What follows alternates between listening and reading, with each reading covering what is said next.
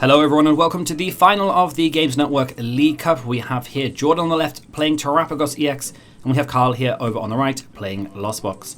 So they've just flipped to see who goes first. Kyle has won the coin flip and has decided to go first. As you see, they're just setting up here. If you would like to check out the winner's interview, I'll also put that at the end of the video, as well as in the description box below if you want to check out the deck profile of the winner of this match. So Kyle goes first and starts with a Comfey and uses flower selecting. Obvious thing here really is just try and get cards and put them in the lost zone. You see there he's drawn a Iron Hand and Buddy Buddy. So Buddy Buddy becomes an obvious choice here just to get more Comfeys into play, so then you can try and switch between them and keep using flower selecting, because cards like in the deck, like Mirage Gate for example, they rely on having cards in the lost zone. So as you see, Kyle's going through the deck now to select what Pokemon he wants to put on the bench through Buddy Buddy. The first deck search usually is quite long. That is because players are generally or trying to look for to see if they can work out what is prized and what is not prized. So as you can see here on the right, that Kyle is taking a little bit longer than usual, and that is okay because he's just trying to work out what's there and what is not, perhaps what could be in the prizes. And yeah, but the obvious choice I think would be here perhaps two more Comfey. As you can see, he's put both. There we go. So both the Comfeys at the top of the deck, and then puts them onto the bench. So, and just one very quick search through the deck just to see if there's any kind of missing resources there or cards that he might potentially need a little bit later on, and then shuffles his deck to present to his opponent. So then it just comes down to basically whether he has switching cards in hand. So we'll just have a look here. There is a switch in hand. There we go. So the switch is being played here. And then uses flower selecting again on the second Comfey. It's a bit difficult to see what he has drawn there. So there's a super rod that goes into the lost zone and a switch card. So we can use switch card again if he wants to. So he's just going to manually retreat there and then use the final flower selecting to get more cards into the lost zone. So he's done just that. And then pass his turn over to Jordan. So let's see what Jordan does, what he opens up with here. There is a Nest Ball there. So you would assume with Nest Ball, with Terapagos, yes, so he's gone for Fan Rotom.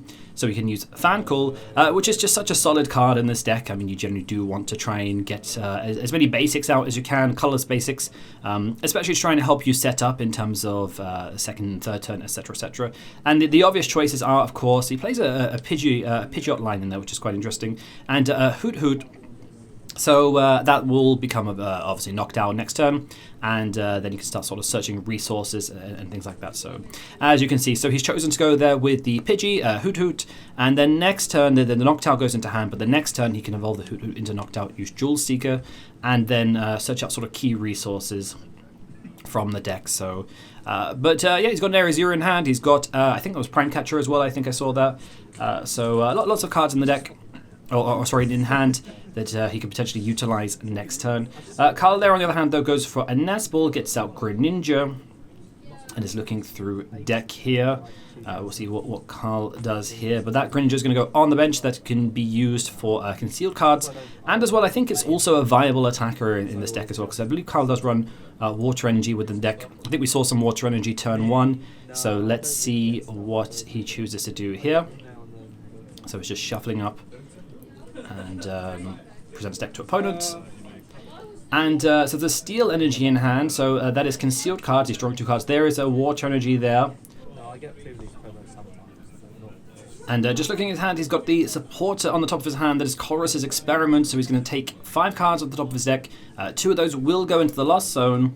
And yeah, so and then obviously you have cards like Mirage Gate, for example. So he's probably looking to use Mirage Gate and try and power up some of his Pokemon or get some energy acceleration on his Pokemon. So there's the 2 cards that he's putting in the lost zone, so it appears. So there's a Lightning Energy there and a Pheasantine PT. So and then there is flower selecting there, just trying to put some more cards into the lost zone. There goes a Boss's Order, and probably I see kind of what Kyle is thinking here, potentially to get. Hey, there is a switch. For another flower selecting. So there's a switch card and a Superior. So he's put the Super Rod in hand, the Super Rod and a switch card that has gone into the lost zone. Mirage Gate is getting more energy out of deck, and I think I see where this is going now. I believe Kyle has 1 energy in hand, which is just a single Water Energy. So that Psychic and that Water Energy, I believe, is going on that Greninja on the bench. And there goes the final energy there. and and a switch cart in hand.